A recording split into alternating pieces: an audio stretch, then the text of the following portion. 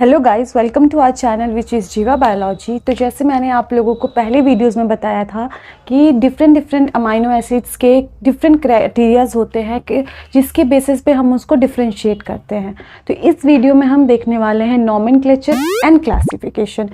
उस स्ट्रक्चर को समझने के लिए किसी भी अमाइनो एसिड्स के या उसके बारे में जानने के लिए उसका क्लासिफिकेशन समझना बहुत ही इम्पॉर्टेंट है कि किस बेसिस पे हम एक्चुअली उसको डिवाइड करते हैं। तो सबसे पहले हम क्या देखेंगे, नॉमेनक्लेचर देखेंगे कि एक्चुअली जो नाम दिया जाता है और क्या क्या सिस्टम है जिसके बेसिस पे अमाइनो एसिड को नाम दिया जाता है, और वो हम यहाँ पे समझने की कोशिश करेंगे। तो सबसे पहले हम देखेंगे उसका स्केलेटल स्ट्रक्चर, किसका, अमाइनो एसिड का। तो यहाँ पे हम देख सकते हैं स्केलेटल स्ट्रक्चर कि ये जो होता है सी, इसको हम लोग क्या बोलते हैं, अल्फा कार्बन, ठीक है। वेयर एज ये जो सी होता है, यहाँ पे जो ये है, ये कार्बोक्सिलिक ग्रुप है, ये एक अमाइनो ग्रुप है।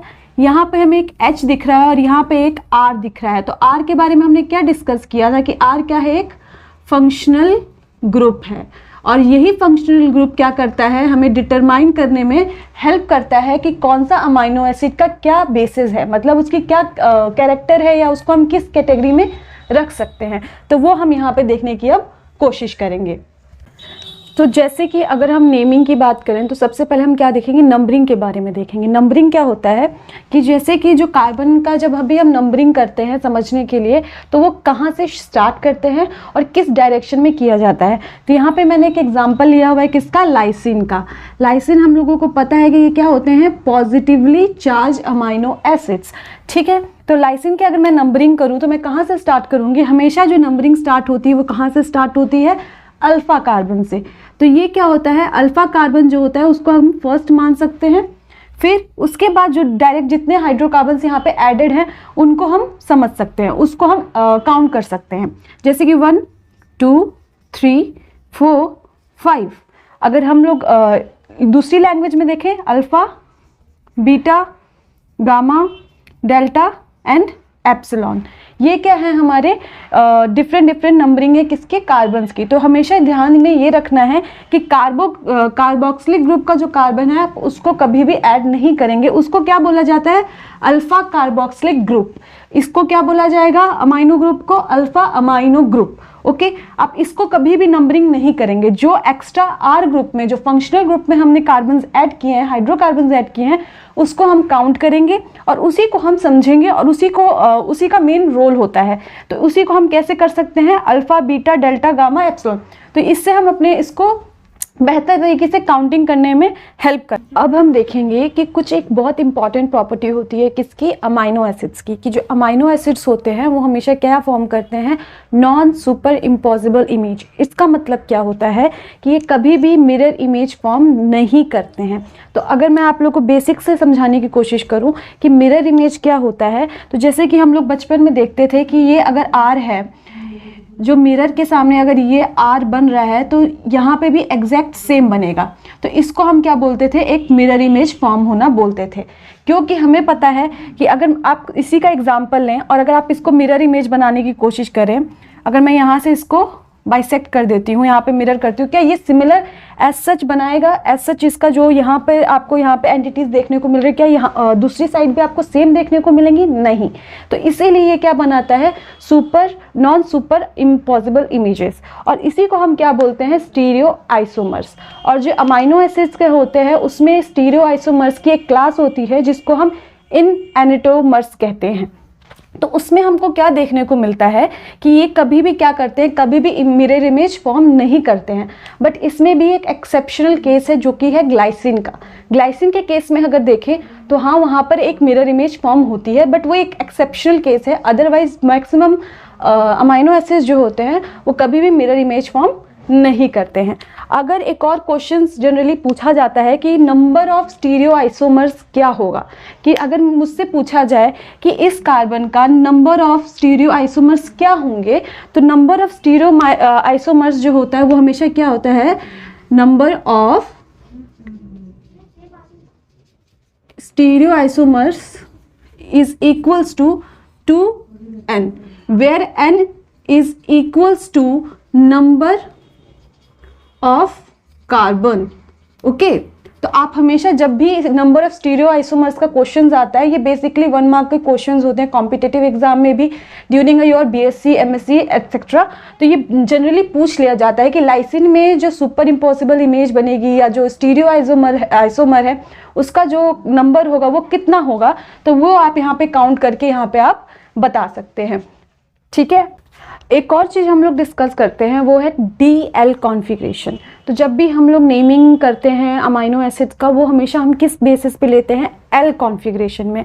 तो ये बहुत ही बेसिक है बट बहुत ट्रिकी चीज़ है जो कि हमेशा हम लोग इग्नोर कर देते हैं, बट बहुत इंपॉर्टेंट है जब भी हम लोग क्वेश्चन सॉल्व करते हैं।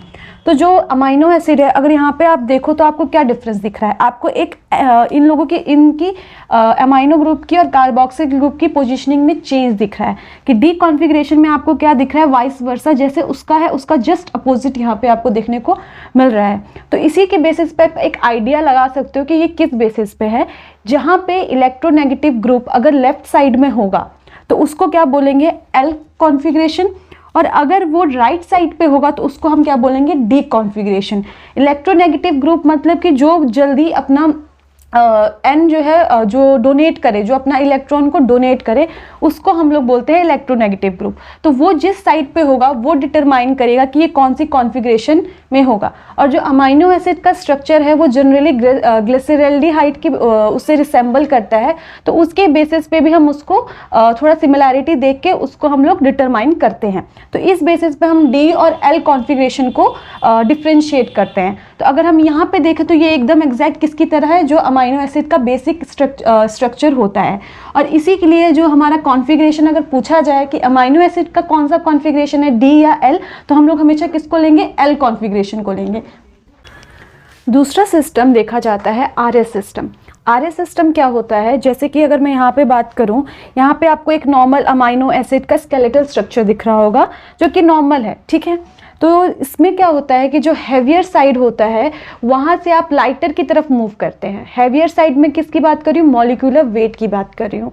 तो जिसका मॉलिक्यूलर वेट ज़्यादा होता है उससे आप क्या करते हो, उसके डिक्रीजिंग ऑर्डर में मूव करते हो। तो यहाँ पे अगर आप देखें तो जो NH3 है, जो अमाइनो ग्रुप है, उसका मॉलिक्यूलर वेट क्या है, 17.03 ग्राम पर मोल। वेयर एज कार्बोक्सिलिक ग्रुप को अगर आप देखें तो इसका मॉलिक्यूलर वेट क्या है, 90.03 ग्राम पर मोल। तो अगर यहाँ पे मूवमेंट की मैं बात करूँ तो हमेशा कैसे होता है, डिक्रीजिंग ऑर्डर में होता है। तो यहाँ से मूवमेंट क्या होनी चाहिए, इसकी इस डायरेक्शन में होनी चाहिए। तो ये जो मूवमेंट होती है, या जो हम बोल सकते हैं जो कि अलॉटमेंट का एक तरीका हम बोल सकते हैं, वो कैसे है, यहाँ पे एंटी क्लॉकवाइज है। तो जहाँ पे आपको एंटी क्लॉकवाइज देखने को मिलेगा वो आपका क्या होगा, S सिस्टम। वेयर एज जहाँ पे आपको क्लॉकवाइज देखने को मिलेगा उसको क्या बोलेंगे, एक मिस्टेक हो गई है यहाँ पे, अगर आप देखें तो यहाँ पे क्या होना चाहिए, यहाँ पे आपको CH2 देखने को मिलेगा, ठीक है।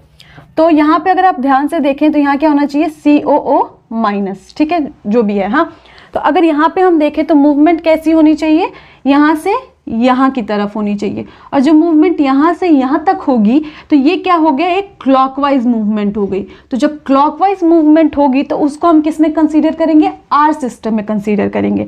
तो इस क्राइटेरिया के बेस पे इनको अलॉट किया जाता है S सिस्टम और R सिस्टम।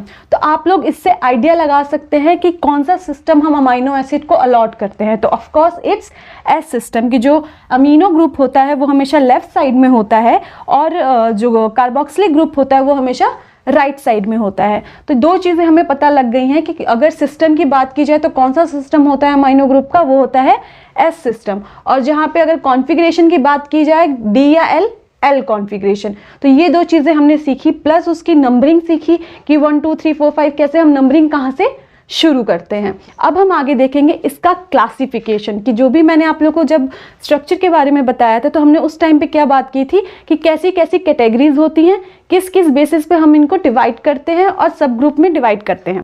जो फर्स्ट क्राइटेरिया है जिसके बेसिस पे हम अपने स्टैंडर्ड अमाइनो एसिड्स को क्लासीफाई कर सकते हैं वो कौन सा है, हाइड्रोफोबिक एंड फिलिक। तो हम लोग बचपन से देखते आए हैं कि जो हाइड्रोफोबिक होता है वो क्या होता है, वो वाटर हेटिंग होता है, उसको वाटर पसंद नहीं होता, वो वहाँ पे इन्वॉल्व नहीं करता अपने आप को। वेयर एज जो हाइड्रोफिलिक होता है वो वाटर लविंग होता है, वो अपने आप को बॉन्ड फॉर्मेशन में इजीली इन्वॉल्व करता है और अपनी बॉन्ड फॉर्मेशन की जो भी प्रॉपर्टी है वो बहुत ज़्यादा उसमें डोमिनेंट होती है।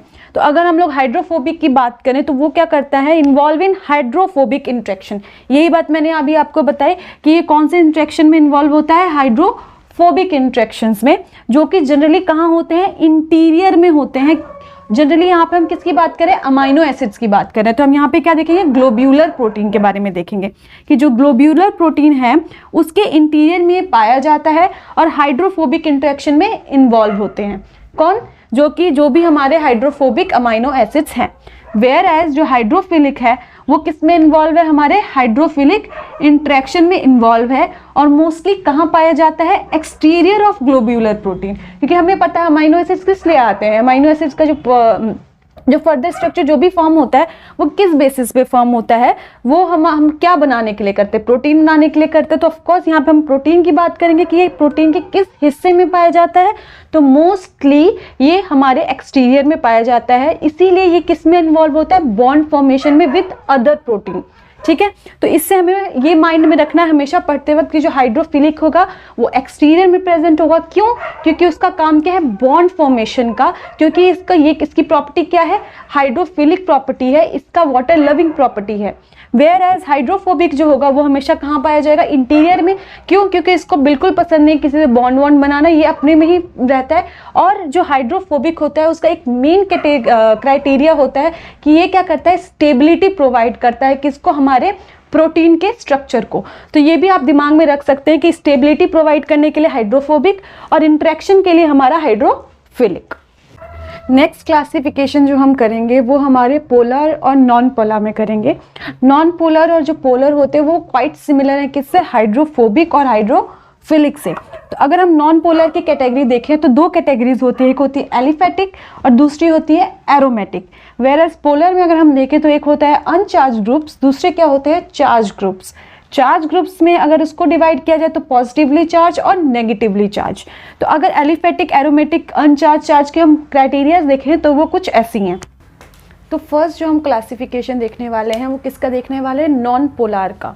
तो जो नॉन पोलर हैं उसकी जो कैटेगरीज हैं वो कौन सी है, एलिफेटिक, एरोमेटिक। तो एलिफेटिक की अगर हम देखें बात करें तो उसमें क्या होता है, हाइड्रोकार्बन चेन होती है। ठीक है, जो कि क्या उसका नेचर होता है, उसका नेचर क्या होता है, हाइड्रोफोबिक नेचर होता है। वो किसी भी इंट्रैक्शन में इन्वॉल्व नहीं होते ड्यू टू हाइड्रोकार्बन चेन।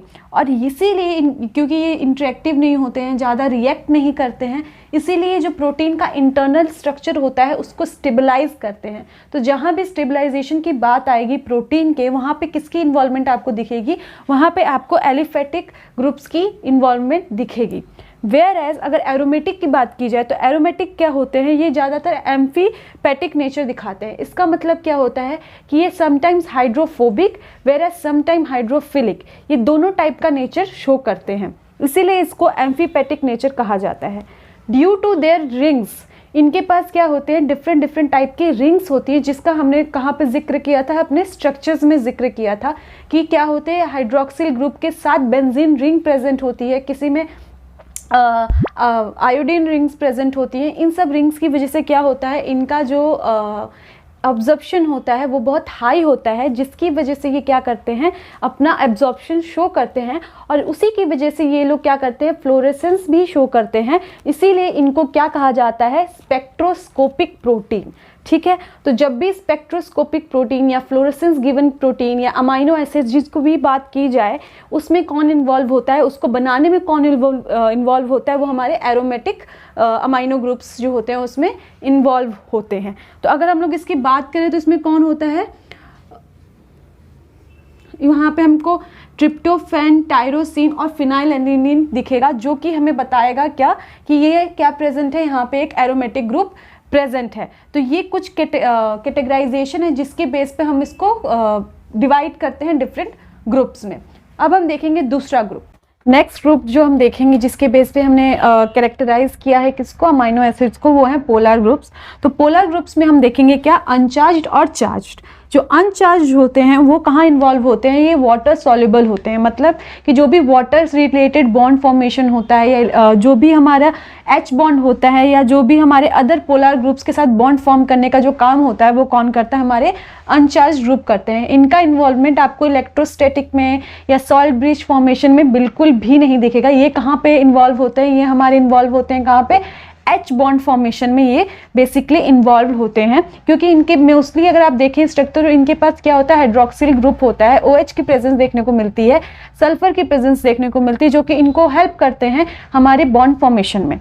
तो ये किसका होता है, अनचार्ज का। और चार्ज की अगर हम बात करें तो जो चार्ज हैं वो दो कैटेगरी में बटे हुए हैं, जैसे कि पॉजिटिवली एंड नेगेटिवली चार्ज। तो हमें पता है कि जिसके पास क्या होगा, कार्बोक्सिलिक ग्रुप एक एक्स्ट्रा प्रेजेंट होगा, वो नेगेटिव में आ जाएगा, और जिसके पास अमीनो ग्रुप एक्स्ट्रा प्रेजेंट होगा वो कहाँ पे, हमारे पॉजिटिवली चार्ज में आ जाएगा।